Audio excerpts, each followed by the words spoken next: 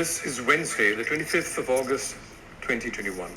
Welcome to IQI, or Inconvenient Questions International, on Clubhouse. I'm your host, Vishwa Sadashivan from Singapore. IQ is committed to fostering deeper understanding, empathy, and involvement through meaningful, informed conversations across boundaries. We want to hear from people directly involved. Now, today, we talk about an important issue that has yet to gain prominence in our head and heart: the rights and plight of indigenous peoples. It is partly to commemorate International Day of the World's Indigenous Peoples, which was on the 9th of August.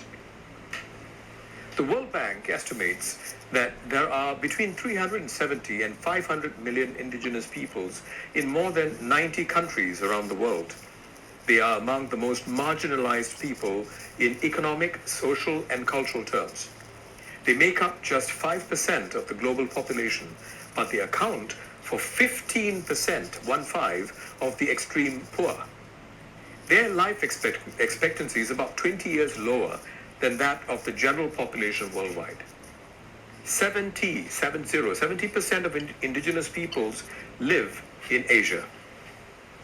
Indigenous peoples around the world have been facing harsh realities from all quarters and for centuries, often in the name of modernization, development, and progress. They faced eviction from ancestral lands and forced relocations. They've been denied the opportunity to express their culture, their tradition and customs. They have their children forcibly taken away from them, subjected to forced religious conversion. They've been forced into sterilization, enslavement, destruction of food sources, exposure to substance abuse, unjust incarceration in the name of the law, and even the introduction of deadly diseases and genocidal violence. Perhaps the most diabolical case of systematic extermination of indigenous peoples, or the original peoples of the land, was in Central and North America. It's been dubbed by some prominent historians as, I quote, indigenous Holocaust. There's been several estimates by experts on how many Native Americans lost their lives from 1492, when Christopher Columbus arrived, to the year 1900. There appears to be some consensus around the figure of 70 to 100 million. I'm talking about 70 to 100 million people dead. Here's a description by an expert. Disease and genocide were interdependent forces acting dynamically that led to the deaths. Genocide also refers to cultural genocide, a devastation of the indigenous people's unique way of life, their identity. In the last 100 years or so, there appears to be some recognition of these issues. There have been stronger lobbies in societies and actions taken by governments. Yet, the needle does not seem to have moved. Well, not really. Take Canada, for example. Prime Minister Justin Trudeau received strong support from indigenous peoples in the 2015 elections, and more recently appointed the first Indigenous Governor General of Canada. Yet, existing legislation continues to result in structural oppression of indigenous peoples. Canada, together with Australia, New Zealand, and the USA, voted against the UN Declaration of Indigenous Peoples in 2007. Aboriginal law is still based on the 145-year-old Indian Act. In Africa, there's hardly any recognition of the rights of indigenous peoples. Generally, all black Africans are considered indigenous. This ignores the fact that during colonial rule, agricultural peoples had more access to education and healthcare compared to the hunter-gatherer pygmies of Central Africa or the nomadic pastoralists like the Maasai and the Samburu in East Africa. Even in countries where the rights of indigenous peoples have formal status, the question remains whether enough has been done in reality. Malaysia's Orang Asal, which means original people, have a special position enshrined in the federal constitution. Yet, they still face forced religious conversion displacement from their traditional forests, and lack of basic amenities like potable water. Only 6% of Orang Asal children complete secondary education. The Human Rights Commission of Malaysia in 2013 submitted a report with 18 recommendations to resolve the issue of land rights of the Orang Asal. It has yet to be debated in Parliament. Instead, some of the land rights defenders have been verbally threatened or even physically attacked. In Thailand, a master plan to address deforestation allows the suppression and arrest of people who invade forests, but this does not distinguish between illegal intruders and indigenous communities that have lived in those areas for a long time. Ongoing human rights violations include forced evictions from traditional lands, burning of the houses, arrests and prosecutions, and even the murder and disappearance of human rights defenders. Now let's move to Australia. The Aboriginal and Torres Strait Islander peoples have faced systematic marginalization since the British arrived over 230 years ago in 1788. This resulted in the desecration of Aboriginal sacred sites and property, and the killing of a large number of Aboriginal people. Especially since the late 1990s, there have been growing calls for the government to apologize to the Aboriginal people. In February of 2008, then Prime Minister Kevin Rudd issued a formal apology for the past mistreatment of Aboriginal peoples. Parliament acknowledged the practice of forcibly removing Indigenous children from their families. A Close the Gap campaign was launched in 2008 to close the gap in life expectancy, educational achievement, and employment opportunities. Yet, the long-running housing crisis faced by the Aboriginal people has been exacerbated. The National Agreement on Closing the Gap has set ambitious targets to reduce the number of Indigenous children in care by 45%, to reduce it by 45%. However, it also does not sufficiently address issues like drugs and alcohol, mental health, and the increasing rates of Indigenous incarceration. What is encouraging is that, especially in the last 20 years, the rights of Indigenous peoples have been increasingly recognized globally through various United Nations-led instruments. Perhaps the most significant initiative is the United Nations Declaration on the Rights of Indigenous Peoples, or UNDRIP, in 2007. It grants Indigenous peoples the right to self-determination, to maintain their distinct political, legal, economic, social, and cultural institutions, and to enjoy all the rights contained in the Universal Declaration of Human Rights. But, as with other UN declarations, it is not legally binding, but sets international standards on the treatment of Indigenous peoples. Well, there are three big questions, therefore. Number one, have these initiatives translated to real change on the ground?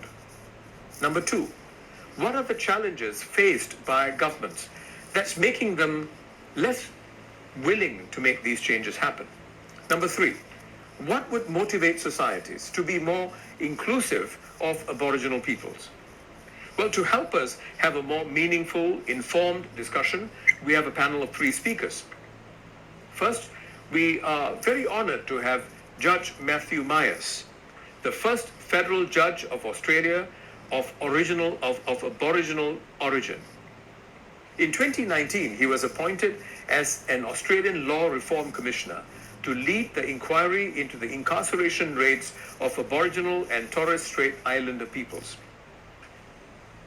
Second, we have Assistant Professor Micah F. Morton, a cultural anthropologist from Northern Illinois University.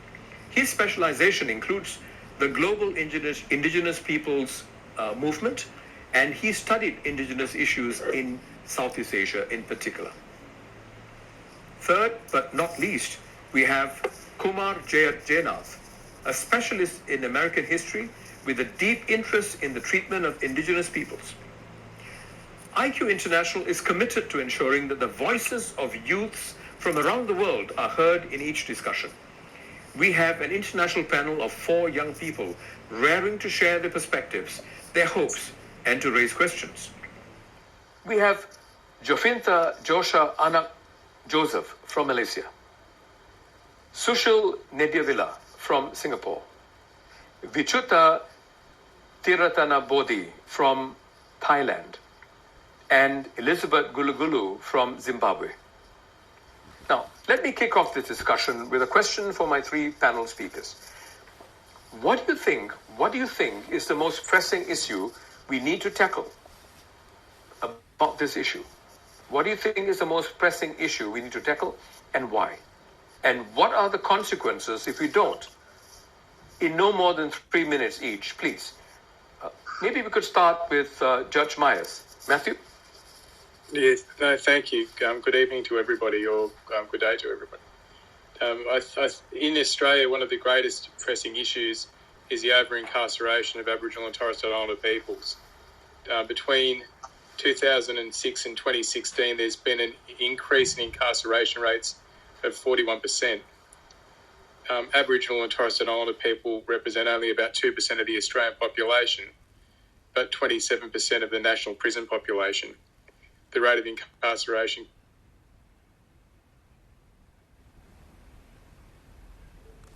of people where there are grandparents, parents, and they're not often children that have all been to prison. It's impacting upon a range of different things for Aboriginal and Torres Strait Islander people, including children going into care where their mothers are placed into incarceration, often for short sentences for low-level offending. It's a huge problem, and it's something that obviously needs to be addressed. The cost of incarceration in Australia goes up and up and up. PricewaterhouseCoopers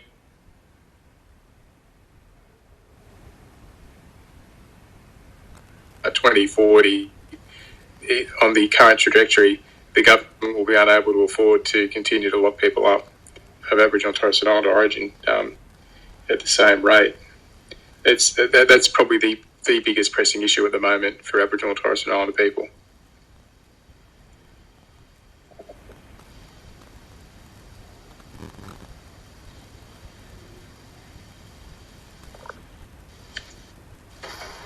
Sorry. Thank you, Matthew. Micah? Yes. So I would say, thinking about this from the perspectives of the continent of Asia, I think recognition is probably the most pressing issue. And when I say recognition, I'm talking about it both officially, legal, state, political recognition of Indigenous peoples as a distinct community. And Vishwa, you mentioned this in your prelude to the discussion for today, the sort of lack of recognition of the fact that Indigenous peoples, those claiming Indigenous status, continue to be colonized, oppressed, marginalized peoples, even in so-called post-colonial Asia. And this means, I think, there's the official level, but there's also public recognition, right, on the part of more dominant communities. Say, for example, the lowland ethnic Thai, for example, need to recognize and become aware of the distinct positions of Indigenous peoples, not only in terms of their cultural identities, but other pressing issues, for example, landlessness. And in Thailand, the distinct sort of position of Indigenous peoples is lacking, many of them continuing to lack citizenship status, which has all sorts of ramifications for human well-being and democracy and civic engagement, and all kinds of other issues. So I think it's recognition at a very basic level. And this is what many Indigenous communities, organizations are working for at the particular moment in time. But there are stakes that come along with that kind of recognition as well. And we see, when we look in a comparative sense, that places like North America, Australia, New Zealand, and so forth, where there's long been a recognition of who is and is not Indigenous, certain kinds of complications come into play with these recognitions, and certain kinds of constraints begin to be imposed upon Indigenous people. But that's something we can maybe talk about there. Right. Thank you, Micah. Just a quick clarification, right? Are there particular parts of the world where, from your studies, from your research, you feel that recognition is particularly low? Primarily in Asia and Africa, I would say, the recognition. And this is recognition of Indigenous peoples as a distinct sector of the population, right, that has experienced, historical but also ongoing experience. Someone used the word of internal colonialism, even in the modern nation-state period, even in the so-called post-colonial state period, as sort of other kinds of local and some would say indigenous communities have taken over the reins, of running various national communities and governments. They have, in some ways, even though they are post-colonial states, they have enacted policies that have continued to marginalize. And you mentioned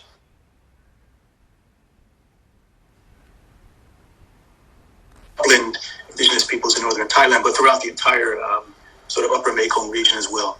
Right, so, thank you. Does that clarify? Right, thank you very much. That's very clear. Jane? Yes, hi. About 30 plus years ago, I went on a trip with a native person. His name is Buddy Gwyn, and he is from the Mandan and Assiniboine nations, which spawned the southern part of present-day Canada around Calgary, and northern Dakota, South Dakota, that region. It was an eye-opening experience for me because when I came to this country, the issue of indigenous people was just non-existent. Nobody talked about it. The only time I experienced anything about indigenous people was when I went to the local post office where they had all these murals on the early pilgrims. I came to Massachusetts and into New Hampshire about 40 years ago.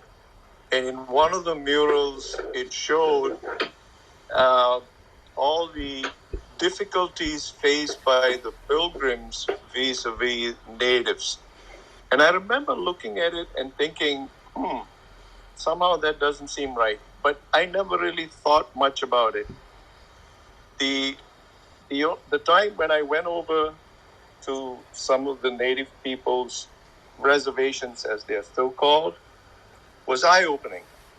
I think the biggest and the most important issue facing the native people here, and since then I've gone to reservations in Arizona and other places, is the issue of alcoholism. It is rampant. And from what I hear, although this may not be the case of native peoples in Mexico, for instance, from what I hear, alcohol was introduced by the European colonists. Now, whether this is true or not, I have no idea. I have never checked into it. And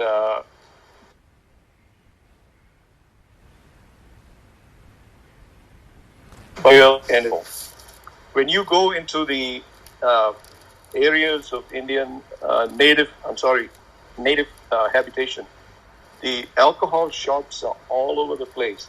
Most of them run 24 hours a day, 7 days a week. They don't close at all.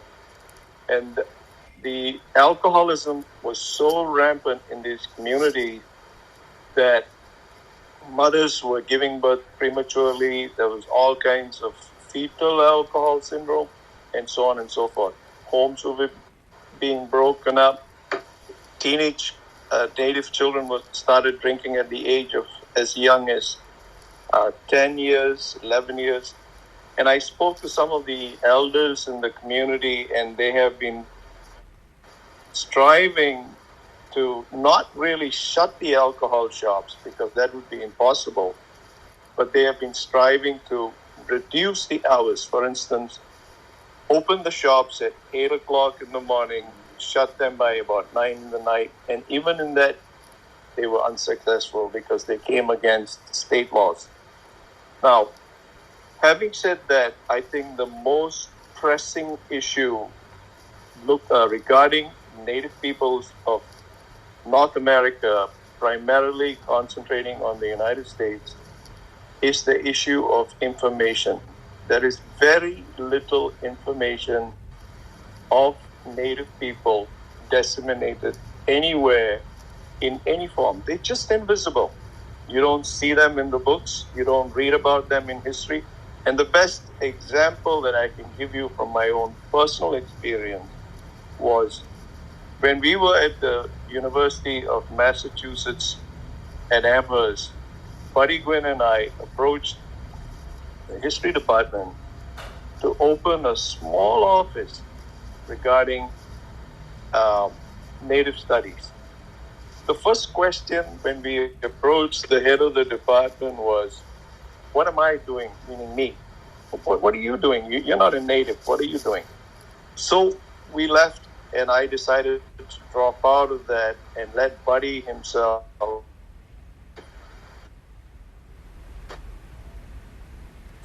did. And the chair said, no, we're not going to open a native department here because you don't represent the native department here. You're from the Midwest. Bottom line is, there was no interest. And why was there no interest? Because the issue is so enmeshed with disease, death, mass murder, destruction, and so forth, that nobody wants to touch it. The whole narrative of the United States is built on the coming over of the pilgrims on Mayflower and so forth, erecting a city on the hill, a shining example to all Christians, and so on and so forth. There's no mention of all the nations that used to live in this part of the world: Massachusetts, Connecticut, Massachusetts, Wachusett, and the name goes on and on and on. Right. Most of the historians... Jen, I need to stop you here because you'll have plenty of time to elaborate on these points. Sure. I think you've made some very, very important points, and I'm sure our young panelists would have questions or they want to seek clarification. Why don't we give them a chance to bring up some of these questions or comments, observations they have. Sushil, Jacinta, Vichuta, Elizabeth, any questions? Yeah, I think I have one question. Yes, Jacinta. Oh, sorry, Sushil, do you have go ahead, Jacinta. We'll go with you first. Okay. I think one thing... Would you want to introduce yourself, a little bit about yourself, where you're from? Sure. Malaysia, My name is Jacinta, and it's a very ethnic name because I think it's something that I think a lot of us native community back here, a lot of us are converted into Christianity as well as Islam, but most of us do take up a lot of Christian names or Muslim names. But I think for my parents, they wanted something unique, and it definitely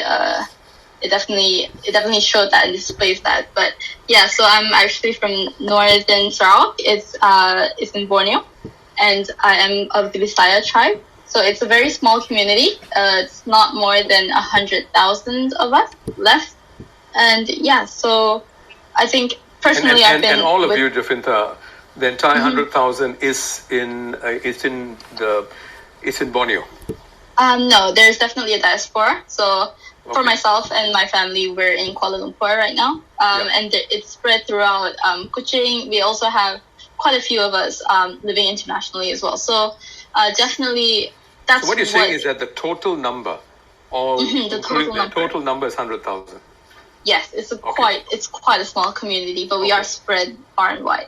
All right. So that's kind of what intrigued me, So because personally, I think that my family, on an individual level, we've mobilized socially quite well, and that's where my passion comes in. So personally, I have been working on a campaign with my youth group, the Malaysian Students Global Alliance. We're currently working on a campaign on social mobility and how it affects the minority communities in Malaysia, as well as the indigenous community. So I think one thing that was really interesting to me was when Judge Myers mentioned that the incarceration rate of indigenous peoples and Aboriginal peoples are higher and disproportionate. So that's something that's happening in Malaysia as well, not towards the indigenous community per se, but with our Indian community here. So I think I just wanted to understand the effects of how it is in Australia, especially for the indigenous community. I understand that there's so many nuances to it, right? So I just wanted to know, how does this affect social mobility in that sense? Or is there a cause and is there an effect that's really prominent that could be observed? Great question, Jacinta. Judge Myers? In Australia, you're seeing poverty as a real driver of incarceration. If you look at, take the remand population, that is prisoners that are sitting in prison awaiting a sentence or awaiting their trial, about 30% of the Indigenous population are on remand at any given time. A large majority of those, about nearly 40% of those people sitting in remand, when they go to trial and they actually get convicted, or if they get convicted, only about 39% of those ever receive a custodial sentence. So there's a very... what that tells us is that there's a lot of people sitting on remand that would they just don't get bail, because if they pleaded guilty on the first day, they would...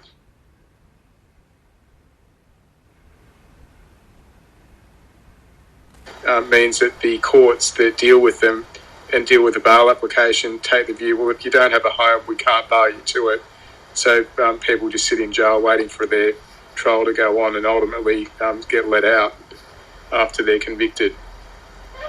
You're seeing people, Aboriginal, Torres Strait Islander people, more Aboriginal women sometimes being incarcerated for doing things like stealing sanitary items at local supermarkets in the country because they just don't have any money. There's a lot of Aboriginal and Torres Strait Islander people don't qualify for the social safety net pension that exists in Australia because they don't have things like a birth certificate or a tax file number. Right. There are really basic problems going on, such as things to do. In Australia, it's a very large country. Public transport is poor, and in country areas where a lot of Aboriginal and Torres Strait Islander live, there is no public transport infrastructure. A big driver is the failure of Aboriginal and Torres Strait Islander people to be able to get a driver's license in Australia and drive legally, and they often drive illegally and get themselves arrested over a period of time and incarcerated for it.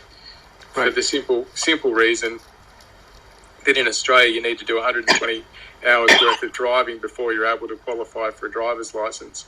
And for a lot of Aboriginal and Torres Strait Islander people, they don't have 120 hours worth of petrol to put in the car, access to a motor vehicle that can drive 120 hours.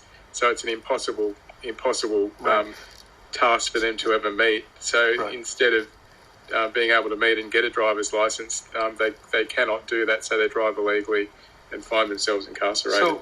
So just a quick question, because there's someone in the audience, Aziza, who wants to ask a question. But Aziza, before I go to you, I have a very quick question, and I hope we get a quick response to it. Is there a particular reason why indigenous people in different parts of the world seem to be afflicted with substance abuse problems? Is there a particular reason for it? Is it genetic, or is it a behavioral issue? I don't know, but this seems to be a common factor. I mean, based on what JN highlighted just now in the USA, going to the reservations, alcohol abuse, drug abuse, and so on. What is causing this? That question too would be good. Just a very brief comment I could say whenever there's time. Do you hear me, Teresa? Yes, we can hear you. Yes, Micah. Oh, I'm sorry. I didn't know. I thought I was just speaking to Teresa. Yeah. I was just going to say that people who study trauma and survivors of trauma, there are very high rates of substance abuse among these survivors of trauma, and Indigenous peoples have endured centuries, if not more, of various kinds of trauma, including, you mentioned this great Indigenous Holocaust in North.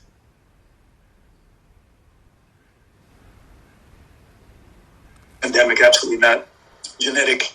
It's very much so a result of trauma, I would say. Trauma. Okay. All right. Thank you. Aziza, can we go to you now, please? Your question. Hi, good evening from Singapore. Hi, good evening, Aziza. And team. Good evening. Happy to see all of you here. So happy to see a Singapore room. Oh my God, it's so fun. And thank you for the topic, rights and plight of Indigenous peoples. And were you going to ask? Was I supposed to answer that question you asked? No, you put up your hand. I thought you have a question. Yes, definitely. Yes, please. I have been working with a few Indigenous friends in Clubhouse. I've actually pinged some of them in so that we can also have some sharing from them. My question will be, what is the current, how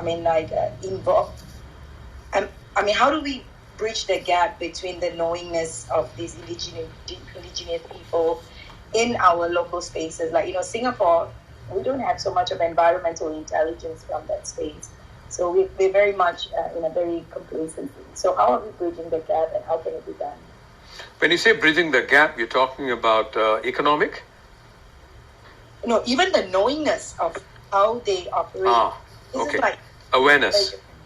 Yes. Yes. Okay. Anybody wants to respond to this? Yeah, sure.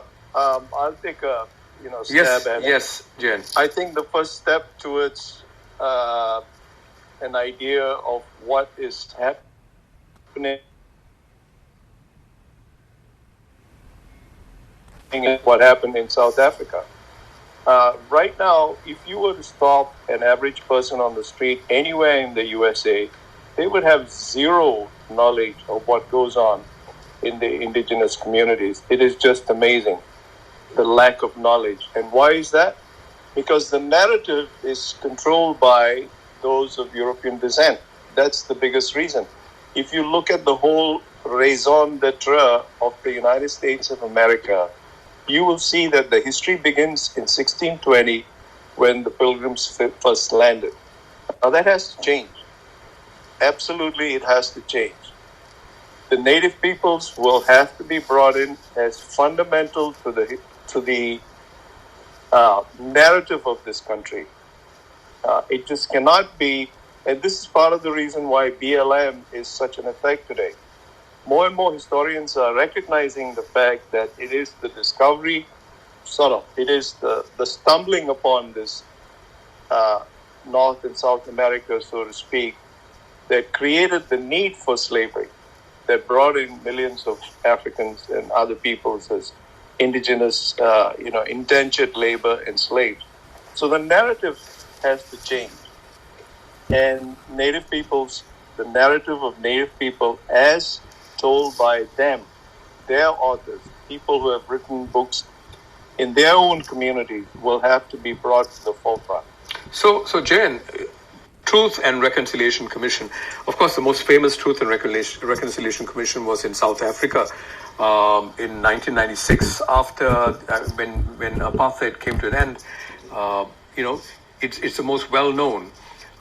If I'm not mistaken, Congresswoman Barbara Lee announced legislation in June 2020, last year, right? Calling for the establishment of the first United States Commission on Truth, Racial Healing and Transformation. And she had 146 lawmakers backing. Now, what has happened to that? We haven't heard anything since then. Yeah, it just died. It died because, it's a complicated question.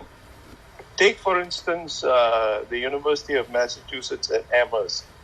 Amherst became a Anglo colony because the natives there were decimated by smallpox. And the smallpox that killed all of them were through blankets given by the forces of Lord Jeffrey Amherst. That's right.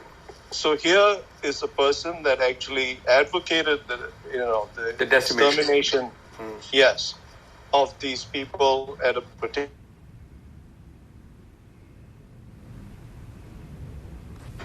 And then when they all died, he gave, the people decided to give his name onto that. So Amherst became Lord Jeffrey Amherst, who is actually a mass exterminator of human beings, became known as the founder of Amherst. Right. So that's my point. Yeah, I see your point. And Aziza, does that answer your question? I mean, basically, the suggestion here by Jayan is that there needs to be a process to allow for healing. in every society. And if you remember, Aziza, I mean, in Singapore, when we celebrated the bicentennial, 200 years, right, of Singapore, you see, history in Singapore had always been taught that Singapore was founded by Sir Stamford Raffles, the British, in 1819. And that's when history started. But this particular, I'm very happy that in Singapore, this was used as an opportunity for all of us to learn about our history, that when hundreds of years before the British landed in Singapore in 1819. And there was a concerted effort to understand the history of the Malay archipelago, the various people who resided in the land that's today Singapore, way before Sir Stamford Raffles came in. So it is useful to seize the moment, seize opportunities like the bicentennial, right, to be able to do this, to be able to get people to come together and celebrate history, right? Now, similarly, I wonder if there have been movements like this in Africa. Elizabeth, are you there? Yeah. Yeah, Elizabeth, would you want to share your experience in Zimbabwe or other parts of Africa?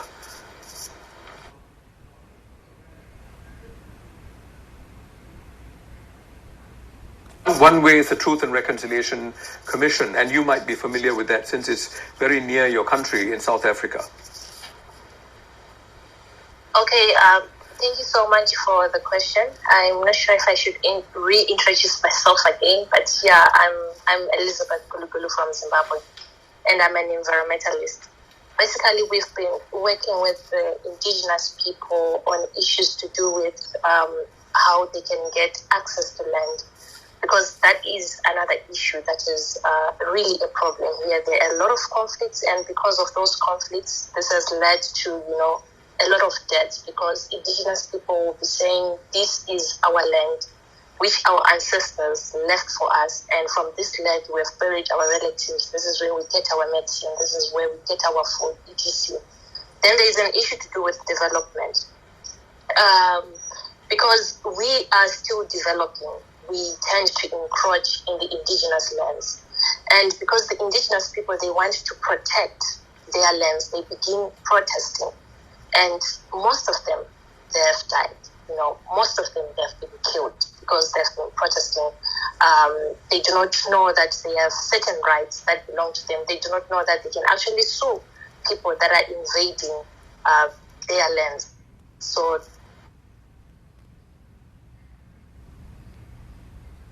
reconciliation, I think it's an issue of making sure that even the policies from the onset, when they are created, they are so inclusive of indigenous people.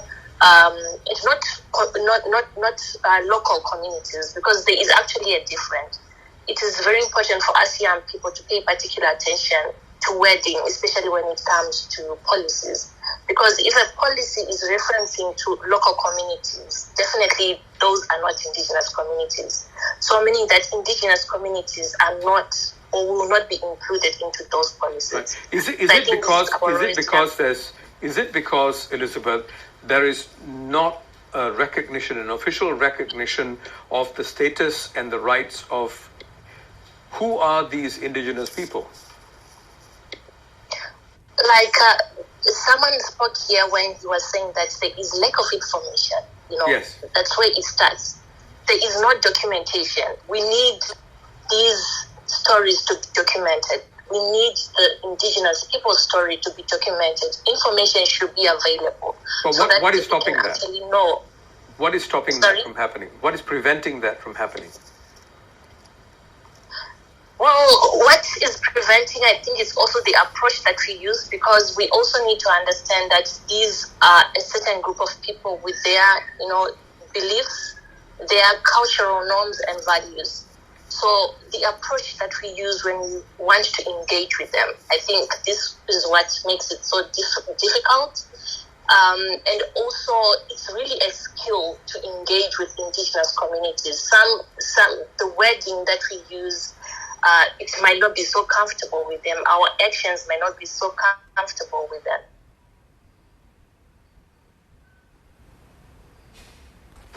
think there are leaders. I mean, through engaging with the leaders from the indigenous communities, this is where it all starts, because they can make it all simple for other people from the external communities to engage and maybe to start documenting. But I will still go back to policies. If we have robust, clear policies that highlight the role and the importance of indigenous communities in our societies, it becomes easy for them to be engaged. It becomes easy for them to participate. Even the information that we are saying we don't have, it will also become easy, because we are also observing them. Before a development process is being done, we are observing that there is a need for an environmental impact assessment, which allows us, or which recognizes the importance of a public consultation with the indigenous communities. So, yeah, I think right. what I can say. We hear you. Yeah. Thank you very much, Elizabeth. This is very, very useful to hear. The problem is we get so little information, reliable information about Africa, and I'm really grateful that you have spent time. Professor Micah, you want to say something? Yes, Micah. Yes, Micah. Just sort of building on what Jane was saying. Yes. I just wanted to bring attention to the fact that in North America, specifically the United States, there has been a lot of indigenous organizing, and there's federal recognition of tribal governments, for example, that have reservations, and some of those governments have actually entirely forbidden the sale of alcohol on those reservations. And not only that, they've taken advantage of their territoriality and the sovereignty over their reservations to take advantage of loopholes in reservation lands in states where they're otherwise forbidden. And they're turning those casino revenues into jobs for their communities. So I just wanted to recognize that there has been a lot of growth and development, and a lot of it being propelled by indigenous leaders. There's also, we're seeing a rising number of Native American studies programs, some of them framed as indigenous studies in universities. And on a more sort of chilling point, there's a law that was enacted in the late 1980s called the Native American Graves Protection Repatriation Act. And this law essentially it attempts to deal with the century-long looting and stealing and dispossession of Native American burial grounds and the bodies of their ancestors. So literally the bones of Native American ancestors. I think the numbers are probably in the millions, if not in the several hundred thousands or so. Many of them are in repositories in museums, university laboratories, and so forth. This NAGPRA law in the late 1980s essentially mandates that these remains, human remains, burial artifacts, and so forth, the museums undergo a process. These are all the federally funded museums, institutions that are required to by law. They have to undergo inventories of all the possessions that they have. And they have to contact the various tribal governments and let them know what they have. And then the tribal governments are supposed to respond and make a claim. And then there's a legal process that is ensued. So that's driving, as you can imagine, having your own ancestral remains, like literally dug out of the ground, looted and stolen and studied for scientific purposes by academics and universities and scholars and so forth. So what you're saying... This is bringing about a tremendous process of healing, even as it is imperfect. It's ongoing and so forth. Right. So that's very interesting, because what you're saying is that the way in which the reservations are being organized, the kind of economic activities that are being allowed, being permitted, is helping to create jobs, and jobs bring dignity and sustainability and so on. So, and you're also saying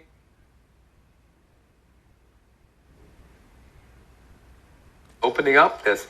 Is there an interest? Is there a growing interest among people of the younger generation in the USA, in Canada? Is there a growing interest in this particular area? Is the younger generation interested to know what really happened before the Pilgrims came? I think that's your sense, Micah. I think Jane, that's the key question. one of you. It has to be introduced. A lot of this is being driven off of the Black Lives Matters movement as well. which is is pushing, and a lot of it's being driven by younger people. And right. Demanding to be taught, the real history or multiple perspectives on history. So there's the Black Lives Matter has been much more prominent, but there are some collaborations going on the part of indigenous communities and those driving the Black Lives Matter movement. But even in here,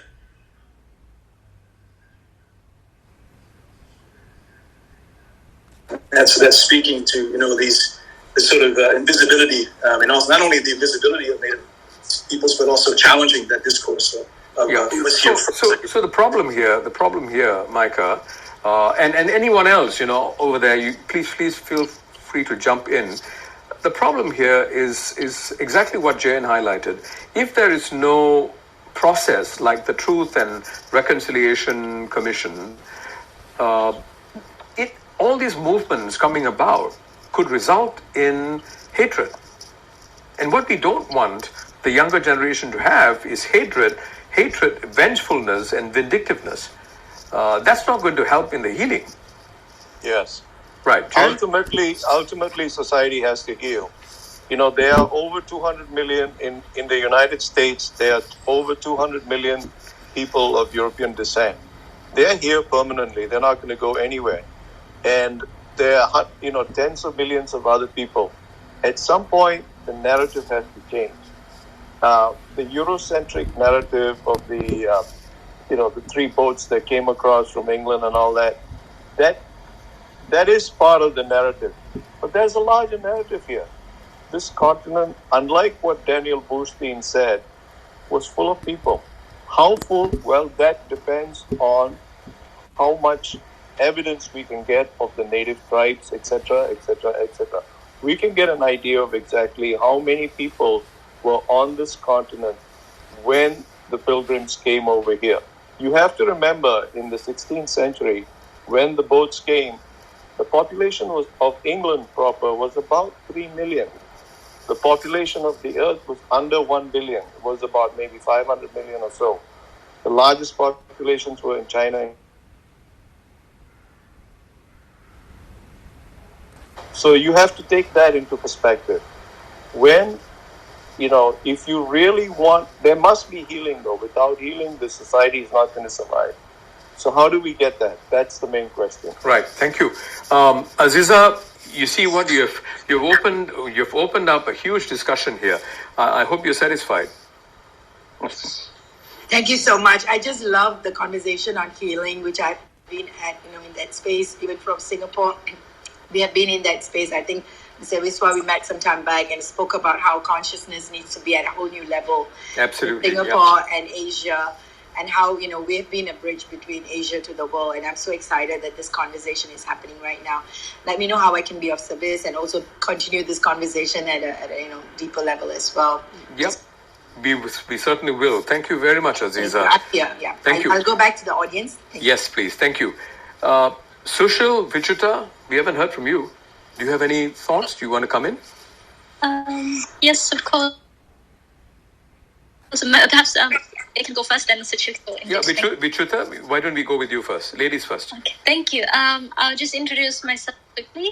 I'm Vichuta and I'm originally from Thailand, and I've been a very close observer of Thai politics for the past couple of years, especially with the pro-democracy movement, and I observe a lot of different groups of people coming together asking or demanding for democracy, and of course indigenous people is one of those groups, right? And one thing that really struck me from the conversation earlier was on the issue of recognition, formally and informally, and I think that was very interesting because just 2 years ago we have, if I'm not wrong, the first ever representative of the people from indigenous people group first to be represented in the parliament, and that was a very big thing. And I think ever since he's been trying to push for legal protection and to submit the act, the draft law to the parliament and so on and so forth. And there've been a lot of indigenous people joining political protests with the people demanding democracy. So I think the issue of recognition has been if I observe for the past 2 years, it's been going quite satisfying in Thailand, but still, a lot needs to be done. But at the same time, with this calling for democracy going on, calling for the rights for indigenous people going on, a debate has occurred, and one of the very big debates is that on the one side, people would say that democracy should be the priority because other rights will come once democracy is achieved, right? Kind of automatically. At least that's what they believe. And on the other side, the other side of the conversation would ask, why can't we just drive for the many issues together? Like, while we're driving for democracy, we can also drive for the rights for LGBTQ+, the rights for indigenous people. And I'm wondering what our panelists here think about such debates, and maybe what's your thoughts on it? Thank you. Right. That's a great question. May I?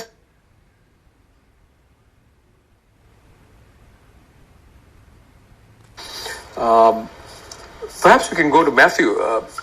Josh Myers, would you want to comment on this? I have a specific follow-up question for you, which is, what seems to be the reason why governments are reluctant to formally recognize the existence of indigenous groups in some countries, in some jurisdictions, and also their rights? Is there a legal implication, legal reason why there is reticence or reluctance here?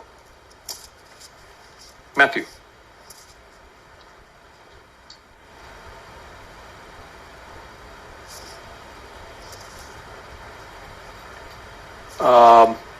Josh Myers, Matthew, are you there? Sorry, I was on mute. Yes. When the first fleet arrived in 1788, there was a legal concept called terra nullius in Australia, which meant, in effect, no man's land. That doctrine, it remained in Australia until the Mabo decision in Australia, and as a result of there was just no recognition of Aboriginal and Torres Strait Islander people. In fact, for a long time, legally, they were classed as flora and fauna. Is that true until 1967? Is that true? They were classed as flora and fauna. So they were classified as human beings only after 1967? That's Is that right. what it means? Okay. That's what it means. They had no... I know, it's terrible. Unbelievable. Yeah, but you saw from about 1920 to 1970 in Australia, a thing called it was a phenomenon called the stolen generation, where Aboriginal and Torres Strait Islander children were removed en masse. Some people estimate up to about a third of every Aboriginal and Torres Strait Islander child was removed and placed into institutions. What you saw in those institutions, in a lot of cases, were enormous amounts of abuse, both sexual abuse and physical abuse. Governments have struggled to recognise what's gone on, I think in a lot of regards out of complete shame. I think what you're seeing at the moment taking place in Canada, with the digging up of mass burial sites around some of those institutional homes, you're seeing an outpouring of grief and also an outpouring of shame for what went on, which was really politically driven. The stolen generation has entrenched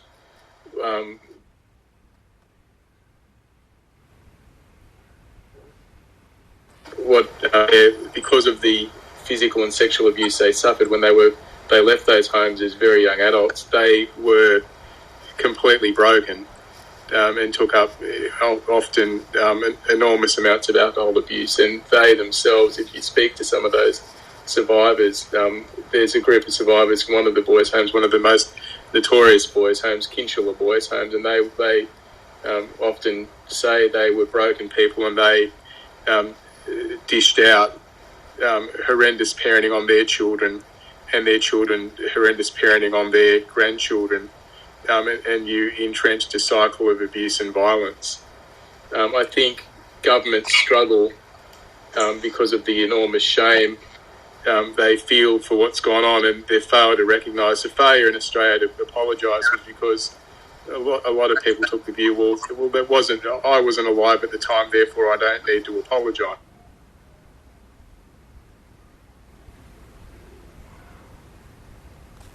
Yeah. But Did that result, Matthew? Did that gesture by Kevin Rudd, the Prime Minister in 2008, did that provide some comfort for the Aboriginal people and the Torres? I look, at the time it did. At the time there was great hope that things would change. But what a lot of Aboriginal and Torres Strait Islander people say, particularly Aboriginal people say on the mainland, is the stolen generation never ended. In fact, all that we're seeing now is Aboriginal children going into out-of-home care or foster care, right. And then themselves often being abused by foster carers. The rate of Aboriginal child removal in New South Wales is prolific. At any given time, about 1 in every 10 Aboriginal child in New South Wales sleeps in out-of-home care. That is not with a foster carer. Right. So there's a question or the point raised by Wichita from Thailand. If I understood it correctly, what she's saying is there's one way of dealing with indigenous issues squarely by itself, or you combine it with people who may be downtrodden, who may be disadvantaged in general. There are minority ethnic communities. There could be gender groups, transgender groups, for example, that could be facing discrimination, prejudice, whatever it is. Does it make sense for all these communities that have been downtrodden or pushed aside or disadvantaged to actually come together and seek general rights? Seek redress. As a larger community instead of just fighting as indigenous community alone. Look, I don't necessarily think so in a country the size of Australia. Because of its size and sparseness of population across the continent, there are real particular issues that are driven in particular Aboriginal communities. A lot of the Aboriginal communities are located in what you call outback Australia or country Australia. They have particular issues that are particular problems that are particular to that community, and what you see in Australia is often broad brush initiatives that they try and implement across the whole of the country or the whole of the state that might work in the city but are hopeless and don't work at all in the country. So I think whilst you do have a number of groups that are suffering discrimination or oppression or lack of recognition, I think that particularly for Aboriginal communities in mainland Australia, I'll give you a great example. When I was doing the inquiry into Indigenous incarceration, I met with one of the police commissioners in one of the states, and I won't name him, but he said my greatest complaint, and he policed the area he was policing included a large number of Aboriginal townships.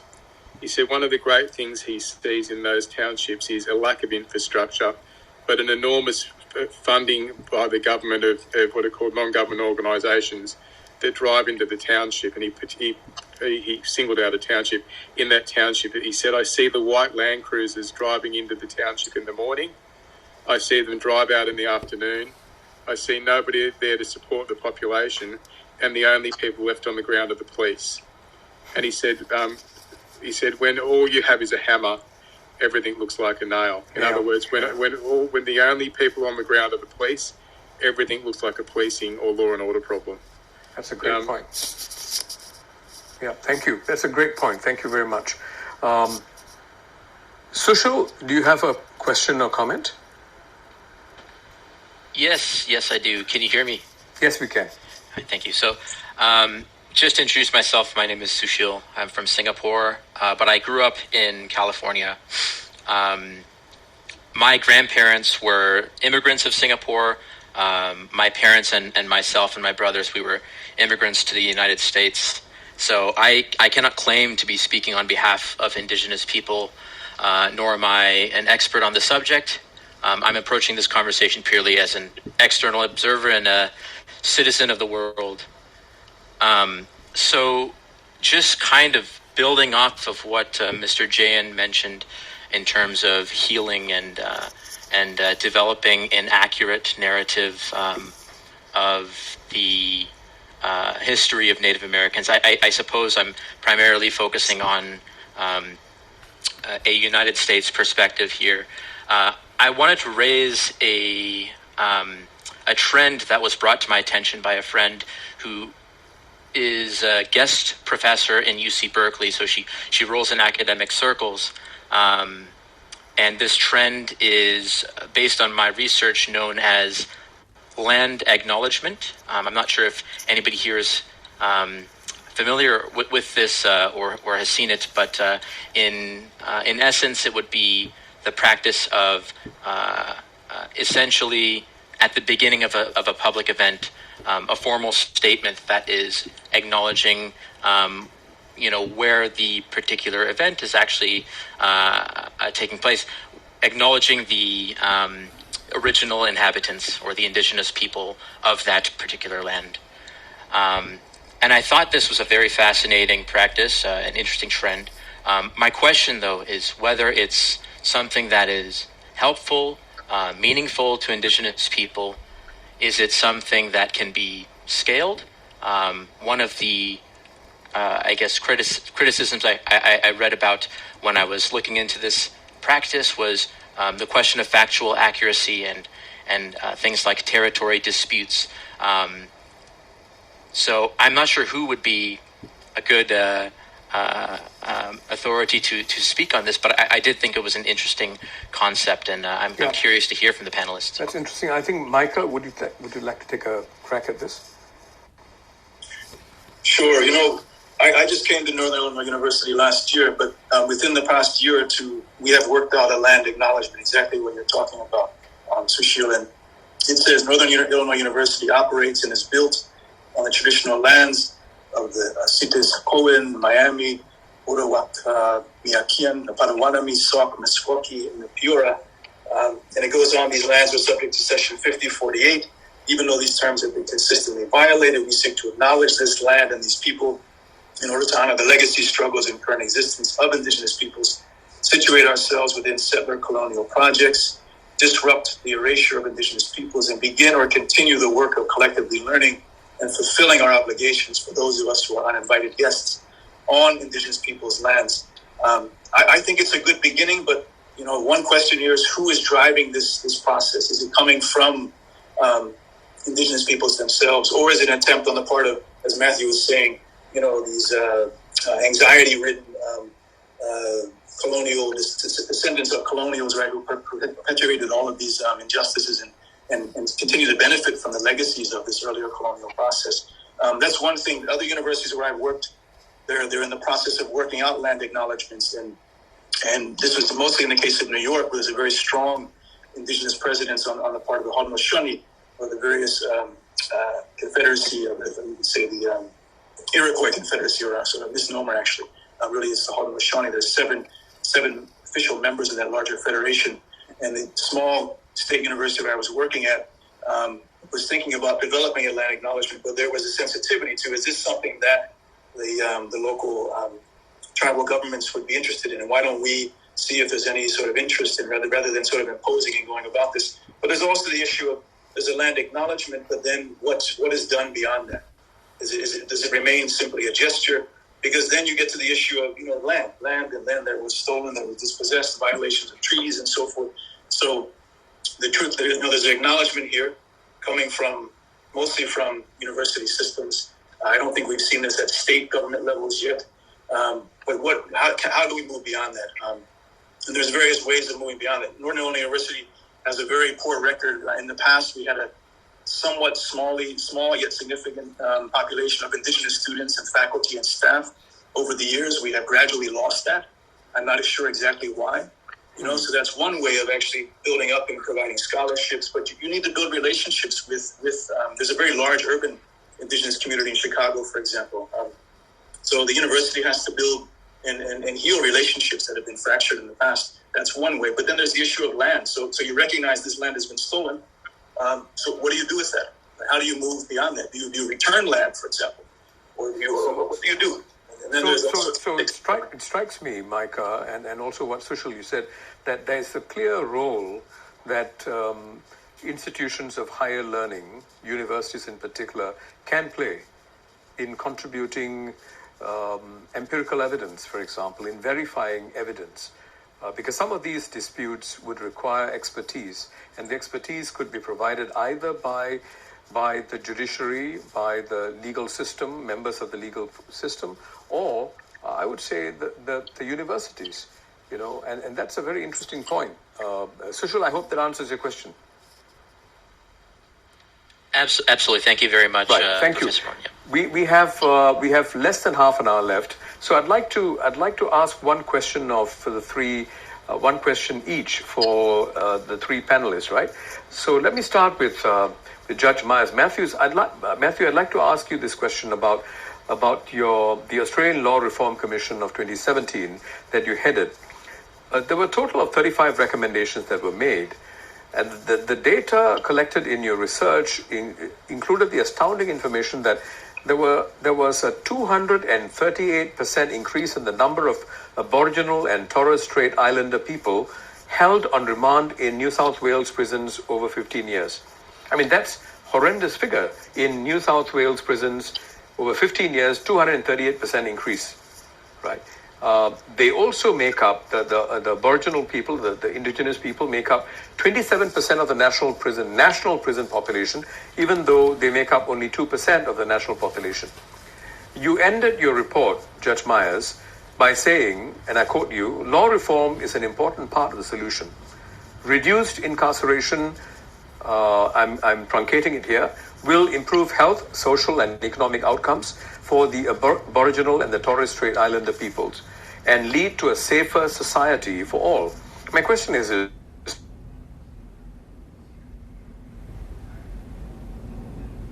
many of the 35 recommendations have been accepted. Second, why are the Aboriginal and Torres Strait Islander people especially vulnerable to crime and incarceration? There's a number of questions in that. The first part is how was it received? It was quite badly and not at all. It was tabled in Parliament and there's been no response to it, is the simple answer. It has, for want of another expression, withered on the vine. Sadly, there are a number of recommendations that would make a real difference. The over-incarceration rate, and you talk about the growing remand population,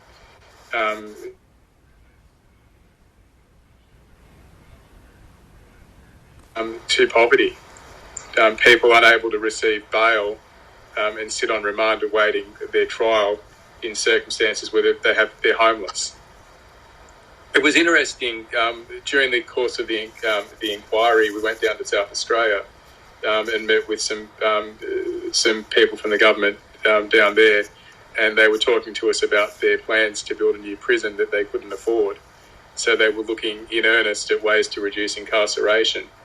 The South Australian government decided to forward fund one of the non-government organisations or church organisations in a place called Port Adelaide to build what they described as a bail hostel, and they provided forward funding for that bail hostel for about 15 years, which was in Australia a considerable forward period where governments go back for re-election somewhere around the 4-year mark. What that bail hostel has enabled Aboriginal and Torres Strait Islander people, or particularly Aboriginal people down in Adelaide, to do is to leave the prison system in remand, go back into society. They have wraparound services within the bail hostel in Port Adelaide, and they can get them into some employment and into some housing, whereas otherwise they'd be unemployed and homeless.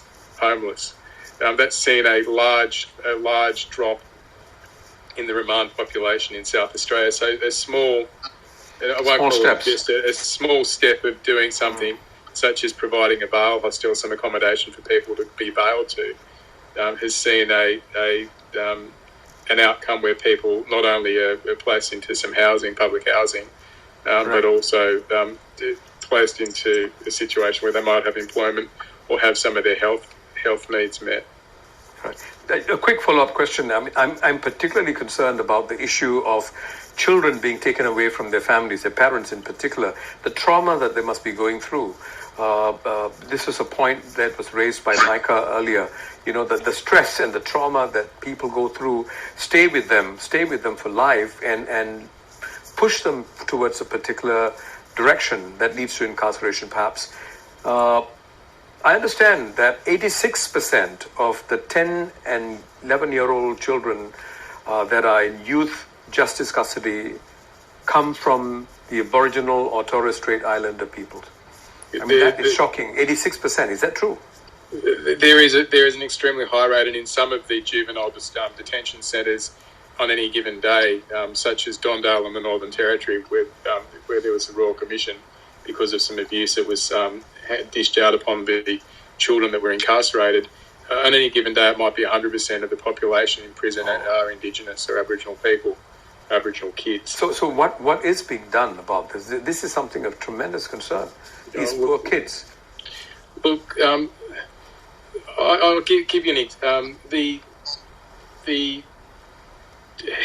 Chief Judge of the Children's Court in New South Wales released a paper now going back about 3 years or 4 years ago called the Crossover Children. And what you're seeing is those children that are placed into out-of-home care, into foster care, then transitioning across into juvenile detention.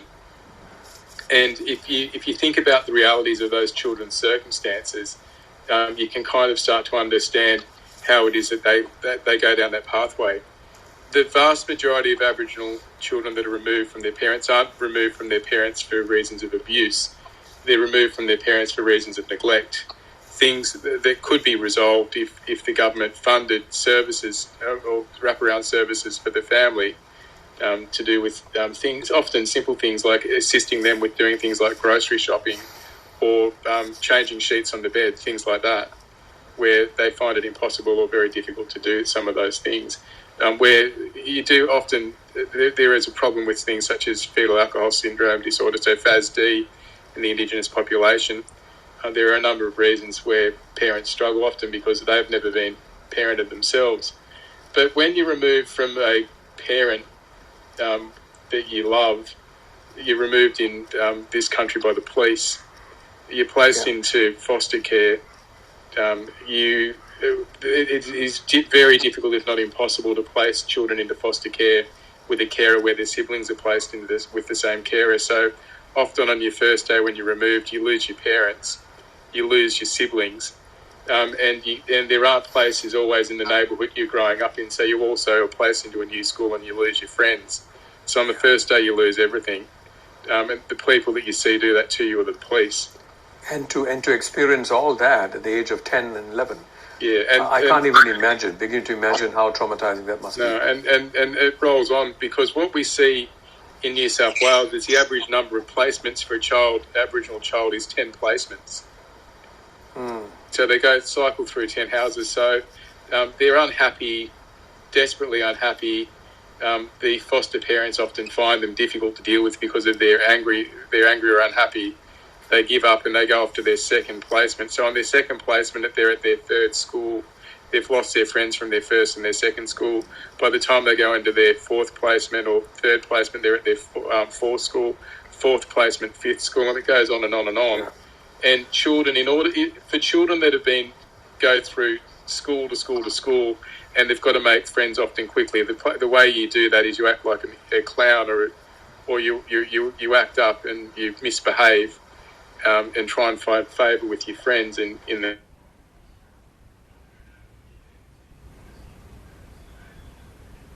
order to ingratiate themselves with other classmates. They fall into a bad crowd. They come to the attention of the police, and when they do, they remember the police because they were the people that removed them in the first place. They've got nothing good to say about the police or to the police, and they often then find themselves for the first time at a very young age in front of the courts. It's a vicious cycle. Well, thank you very much, Judge Myers, Matthew, for sharing this. This is sad. Whatever you're saying is makes a lot of sense.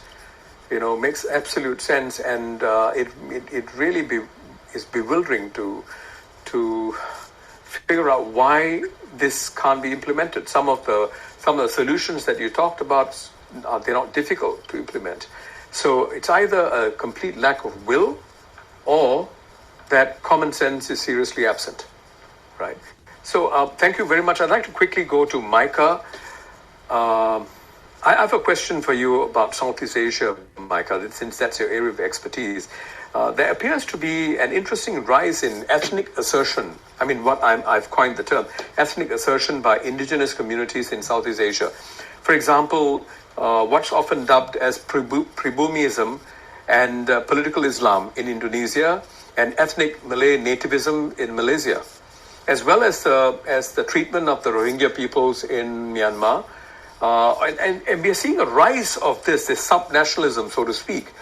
This has resulted in a concomitant rise in xenophobia.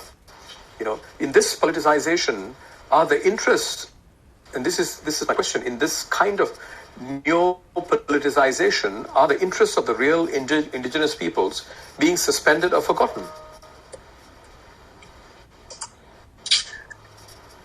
That's a complicated question, and I think it depends on the national context. So, so one place I have done some work on, well, now everything is up in the air with the political turmoil and violence in Myanmar, Burma. But that's the situation of the Rohingya there, or of course from the Myanmar state position, Bengali Muslims, right, who are not indigenous and have no claims to being citizens in the context of post-colonial Myanmar. It's a sensitive issue, and so at least a number of organizations that were attempting to form a national platform around this global concept of indigenous peoples, they were reluctant to really touch upon that particular issue because of the political sensitivity, and mostly because they were working with the then elected government under the state councilor Aung San Suu Kyi, and various MPs in different departments, especially an ethnic department of sort of ethnicity, which was given the mandate of looking after and dealing with ethnic issues across the board, but really giving no funding to do so. So it depends on the national context, I would say, sensitivities to these various kinds of issues. Rising xenophobia is not unique to Southeast Asia. We're seeing it rearing its head everywhere, every continent, particularly in Europe and America. And we're also seeing these strong politicians, right? Trump was one example. You have Duterte in the Philippines. You have Prayut in Thailand. You have the military dictators in Cambodia. So this is something we're seeing across the board. And I think we have to distinguish, right, those kinds of nativist movements from these other kinds of indigenous peoples movements who are really pushing for recognition of their indigenous status and recognition of their distinct grievances and so forth. So they're messy waters, and I think indigenous activists and people on the ground, I mean, they're smart, they're savvy, they know how to engage with different kinds of audiences, and more they are being given various kinds of seats with different kinds of opportunities to at least have discussions with government representatives in states and so forth, and pressing for various kinds of demands. And so in those engagements, they have to be sensitive to these kinds of issues. And sometimes they also have to pull the national ideology of well, maybe not discuss or not even use the word, for example, Rohingya in the Myanmar Burma context. So they have to be sensitive to that if they're going to be able to make any kind of headway in the engagement with the state. Does that answer your question, Vishwa? Yes, it does. And I'm not expecting you to be able to give a solution or a comprehensive answer, but I think you provided sufficient insights, which leads me to my question for Jen. Jen, my question for you is this. It goes back to the whole issue of truth and reconciliation, which it's very clear, it's very close to your heart. You see, it's not about, in the end, it's not about fighting for rights. If we fight for rights in a way that is very binary, zero-sum, then everyone loses out. Because for every action, you're going to have a very strong reaction, right? So we need to find a way, to find a process that suits the environment, suits your particular political and economic climate, where parties can actually come together and do it with the heart instead of being forced to do it, right? And I'd like your comments on this. I mean, so far we've talked about this. We've talked about what's happening, this new kind of nationalism, indigenous nationalism, or nativist nationalism that's happening all over the world. But it's very zero-sum. It's me or you kind of an approach that we're seeing, and even the Black Lives Black Lives Matter movement. While it is important to raise it, it's resulting in a clash. It goes against the spirit of the Truth and Reconciliation approach. Your comments? Yeah, I think the Truth and Reconciliation Commission is a useful idea for the simple reason that whatever happened in the past, the truth has to be out. And there should be scrupulous attention paid to what actually happened. There should be evidence that should be presented. There should be, so that people who are looking at the issue decide for themselves what happened in the past and how do we go forward. Because if we don't know what happened in the past, it's not going to give us a template as on which we can build. That is, a program through which we can decide how do we move forward from here. That's one thing. And the Truth and Reconciliation Commission has to be absolutely open when it comes to what happened in the past. That's critical, because if you need true healing, you have to figure out what happened. That's one. The second point that I want to make is a personal point, and that is, I think the issues of indigenous people, especially in America, has to be out in the media more often. What I mean here is the media has to make a special effort to include in their narrative stories of indigenous people. They have to be brought out to the consciousness of people everywhere. We are here, we exist, these are our stories, these are things that are happening to us right now, and so on and so forth. I think these 2 points will go in some way to avoid the binary that you were talking about, in us and them. We are, as far as any society is concerned, the elite or the rulers of any society will want to create a cohesive unit. In other words, try to dissipate any vociferous tendencies and try to bring together different types of groups and people and to unite them as one group of people, Americans, for instance. And the process, I think, is through an open Truth and Reconciliation Commission and the use of the media to bring in indigenous communities in ways where they're apparent that they're here, they are alive, they're functioning, and so on. That's right. The point I'd like to make. Thank you very much, Jay. I'd like to bring in one more factor, which is the role of youth. The role of youth all around the world. I think that's going to be quite an important variable or factor in the equation. So I'd like to hear from any one of the 4 youth panelists. If you have a quick comment about the role that you think youth in various countries and jurisdictions can play. I'd be happy to chip in. Yes, Jacinta. Sure. So I think one of the biggest roles that youth can play is actually just to change the narrative and to highlight, I think as it's been mentioned quite a bit previously, to just highlight the systemic flaws. And there's not much that we can change from within because we are young and we are not kind of incorporated within the formal institutions yet. So I think from on the ground movements, I think we should be making as much noise as we can, and also to just change the narrative. And I mean that by including, I think there are a lot of, again, I'm just going to go back to, the systemic flaws that kind of prevent and act as barriers to Indigenous voices being heard. And I think it's been mentioned already, like the media has to play a big role. And I think for now, the structure of how, media is dissipated and who's in control of that media and who's in control of the governments and who's in control of, all of these really large institutions. And it's just, I think it's a really true barrier into kind of Indigenous folks coming into this and presenting ourselves and our own stories with our own voice. And I think, of course, the media has to play a special role, and, governments and, all of that bigger, larger institutions of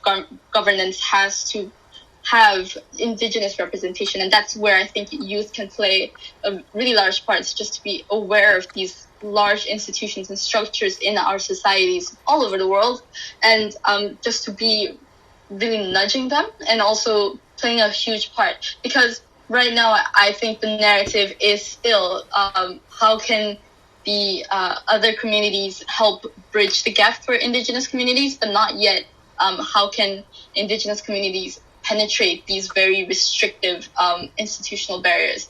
And I think that's something that us youth can focus on, I think, because we do have time for that. That's wonderful, Jacinta. And also, the other special advantage that young people have is that you don't carry the baggage that older people like me carry.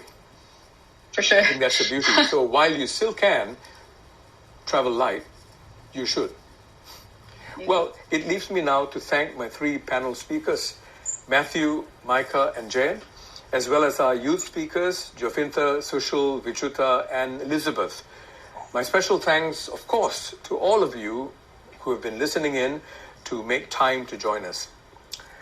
Some of my own thoughts here. When I was reading the research last night, I experienced an avalanche of emotions: inspiration, intrigue, fascination, anger, deep sadness, and guilt. Yes, guilt. Guilt for not knowing enough or for not being interested enough about the plight of Indigenous people. I'm guilty. And for allowing myself to be prejudiced. I think there is that prejudice in many of us, and it's important for us to realize that we need to first and foremost acknowledge it. As a young boy, I remember watching this black and white American TV series, and those of you in my vintage would probably remember it. It was called Cowboys and Red Indians. And I remember how I used to cheer when the nasty, uncivilized, and unworthy Red Indians were brutally killed by the noble cowboys, played by the likes of John Wayne and Ronald Reagan. Prejudice is the root of most evil. When we are uninformed or ill-informed or plain disinterested, we become fertile ground for the seeds of prejudice and fear to be planted.